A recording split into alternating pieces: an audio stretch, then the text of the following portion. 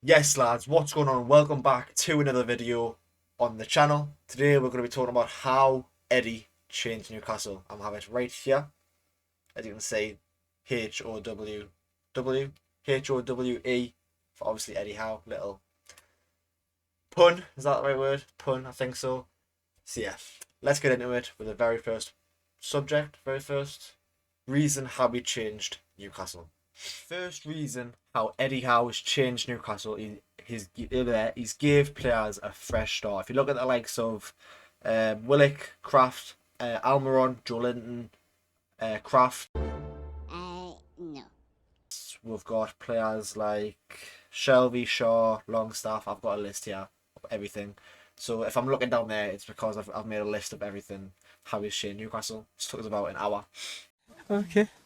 So yeah, if you look at the likes of Joe Linton, what a player he's turned into.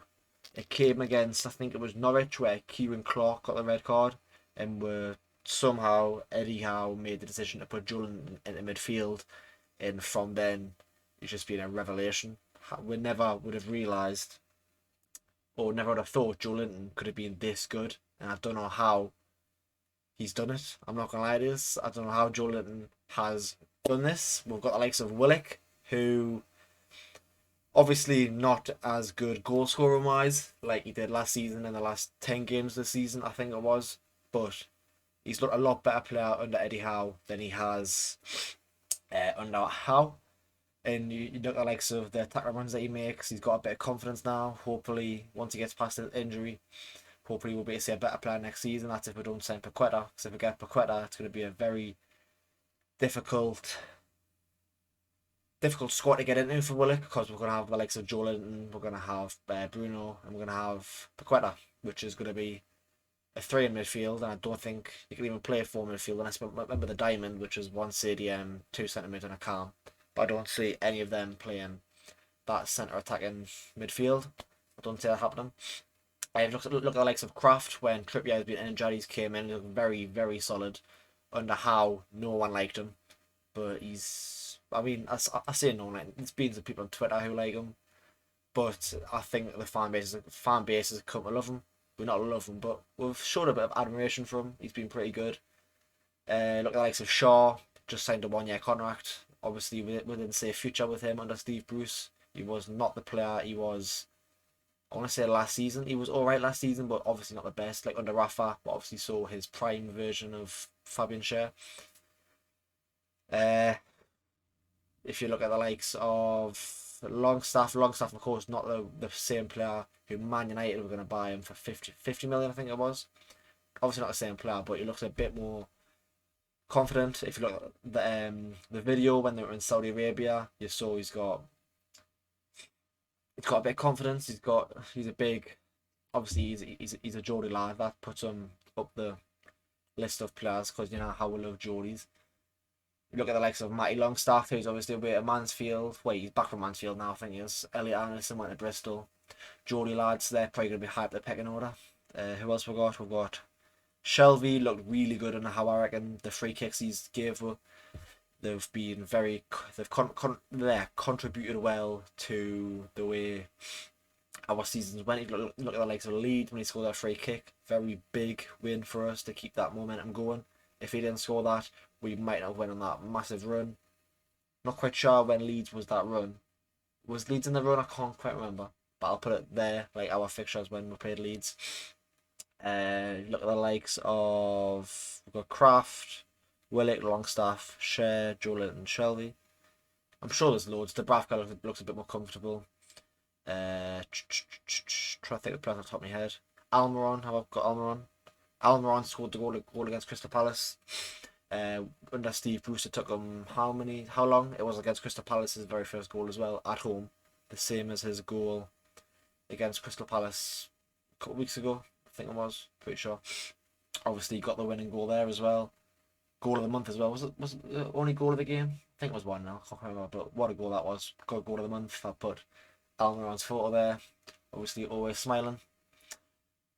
And yeah, I'll see you for the next one, which is the new way of playing football. Under Steve Bruce, very negative. Under Eddie Howe, totally different. I'll see you for that. Right, so under Eddie Howe, it's a lot more attacking football. Obviously, when we need to be defensive, we'll play defensive like when we play against the big teams, which if we do attack it, it's going to make them more vulnerable at the back. But under Steve Bruce, the players didn't look like they had a clue what they were doing. It looks like they were just playing training matches every single week, and it was getting very, very bad for the supporters to watch. That's the right word, is it? But you know what I mean. You're just sick of the football. I was sick of the football. Everyone was sick of the football every single week. And Steve Bruce was coming out with the exact same shite every single week, saying like, "Oh, the players need to dust themselves down," all that shit like that. And then we'll go on again next week, but it's the exact same shit next week. Like there was talks about like Steve Bruce was training. Wait, no, he wasn't training. I doubt he's ever gonna train. But the players were training like 8 until 12, something like that, and they would have days off. Which, when we were battling relegation, days off is the last thing that you want. For a team, you need to be training every single day, working your hardest, working on tactics, stuff like that. Eddie Howe also, he's gave the players a bit of hope. Even in like Eddie Howe's interviews, he's full of praise of all his players. He always thinks we can try and get something from a game. When you saw Steve Bruce, he's like, "Oh, we'll try and get something out of the game." But with Eddie Howe, it's like we will get some out of the game, or we're gonna try our very, very hardest to get some out of the game. That's like the minimum, is getting something out of the game. What else have we got? We've got players know what they're doing. I think I've already mentioned this, but players look like they've got instructions from Eddie Howe. Like Joe Linton, obviously box to box. He knows what he's doing. Wood obviously was given the role of trying to hold up the play, trying to invite the wingers in, and then he try and play the ball to wingers. Obviously that didn't help much. Dubravka, obviously he's just trying to lump balls forward for Wood. Obviously that's going to be one of our main threats. You've got the likes of Bruno, obviously another box-to-box midfielder. He's been given the instructions to roam, do whatever he wants. But when you've got the quality of Bruno, I think if you give him the room to do whatever he wants, he's gonna make something happen. He's one of the playmakers in the squad. We've got Maxi, obviously another player. If you give him space, if you give him some time, he's gonna make stuff happen. Obviously, the Premier League defenders know what he's about now. It's going to be a bit harder to let him have that space and time on the ball, because they're just going to surround him with 5-6 players, and he's obviously going to get tackled. So if Eddie Howe can try and switch something up with that, try and make him play, I don't know what you can do with Maxi. Maybe play him as maybe a cam. Maybe I don't think he's got the strength of a cam, because he's going to be battling against the two centre backs. But maybe with Wilson in front of him might help him with that. Yeah, lads, that's the second one. Obviously, Eddie Howe was just a lot different to Steve Bruce. Steve Bruce didn't have a clue. He was a cabbage. What I'll say is for the next one, which is reduce the toxic atmosphere at the stadium and everything surrounding the club. I'll say is for that. Right, lads, for the third one, it's reduced the toxic. In the beginning, in the beginning,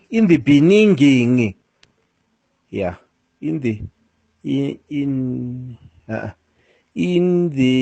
Listen properly. in the beginning, yeah, in the beginning, in the beginning,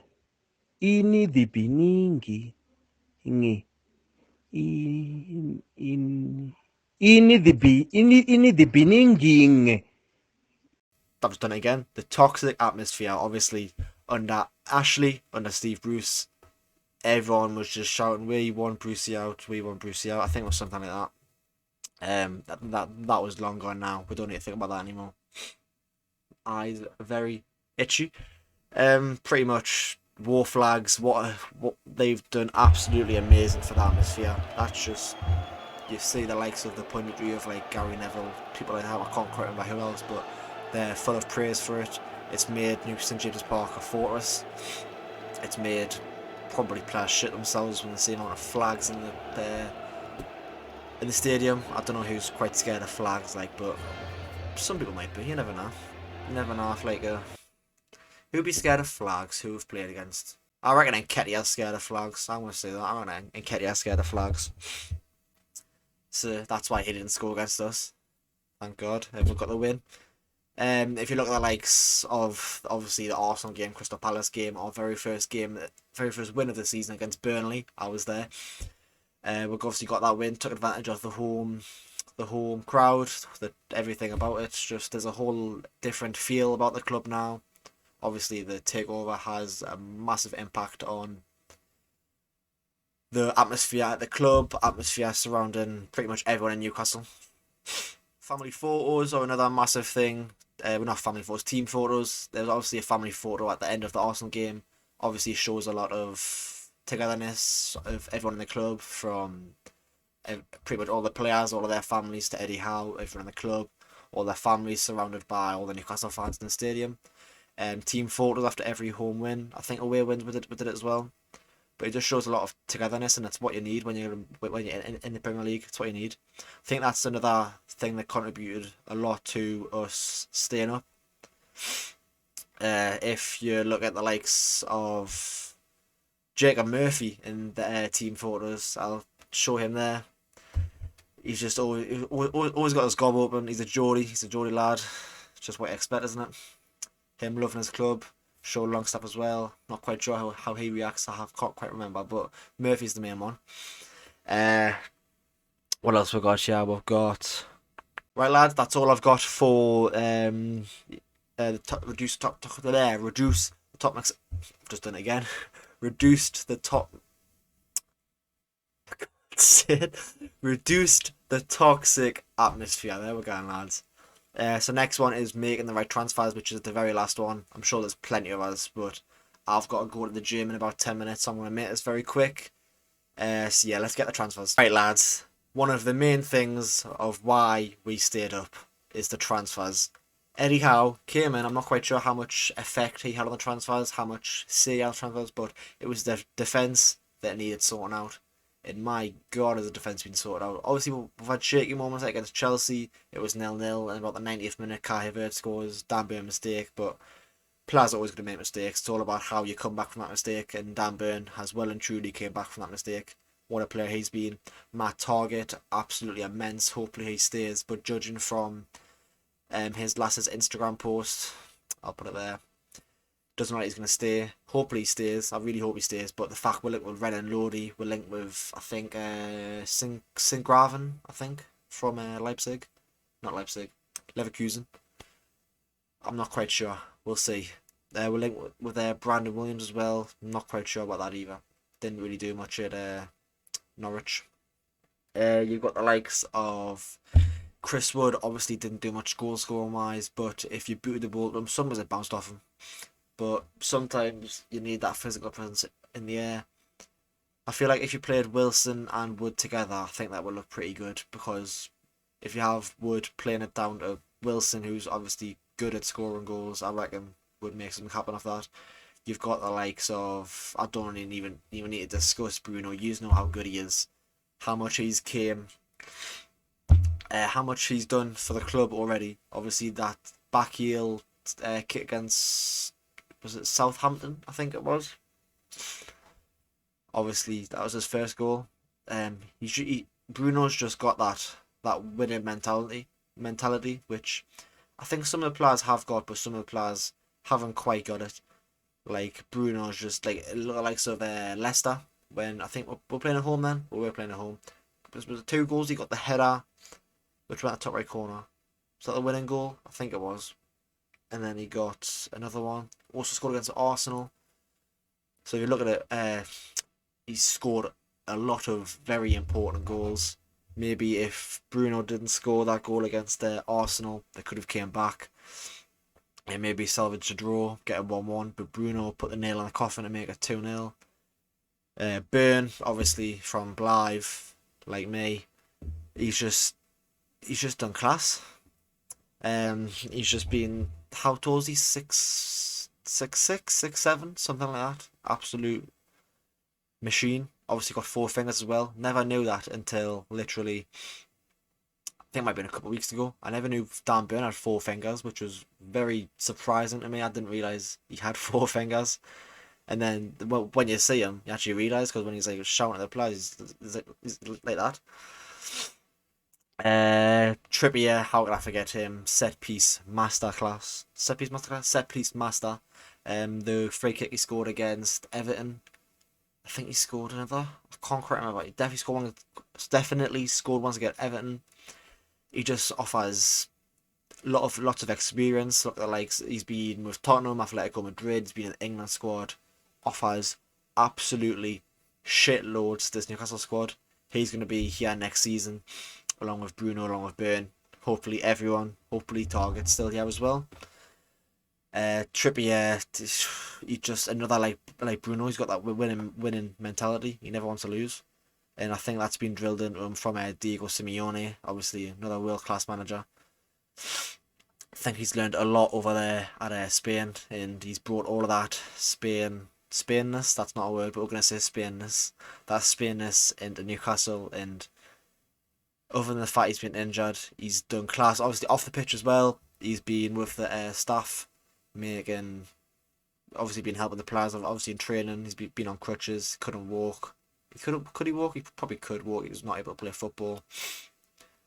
Yeah. Injuries as well. I haven't got this written down. Injuries. He's pretty much done. I don't know whether it was the coaching staff that helped with the injuries. We've got a lot less injuries now compared to Steve Bruce, which obviously might not be why, but the reason why we couldn't been getting injured is because we weren't training enough, and Eddie Howe's just got it thorough on. That's not the right word either. My vocabulary isn't very good, but Wilson obviously waited for the right chance to bring him back in. He's got 2 goals in 2 games. Has he? I'm pretty sure he has. Trippier picked the right time. Look at the likes of who was very, very injury prone. Can't quite think of people who were injury prone with Steve Bruce, but we've got a lot less injuries under this team than we did with Steve Bruce. With Steve Bruce, we were getting injuries literally every single week, to the point where Maxi was getting injured loads. And I don't think Maxi's been injured yet. He might have been injured like once, I think. But yeah, lads, that's going to be it for today's video about how Eddie Howe has changed Newcastle. I hope you've enjoyed me ranting on about Newcastle. Hopefully this does well. Fingers crossed. So make sure you share, like, subscribe, turn notifications on so you never miss a video. And yeah, hope you have a good day, a good night, a good morning, a good whatever. See you later.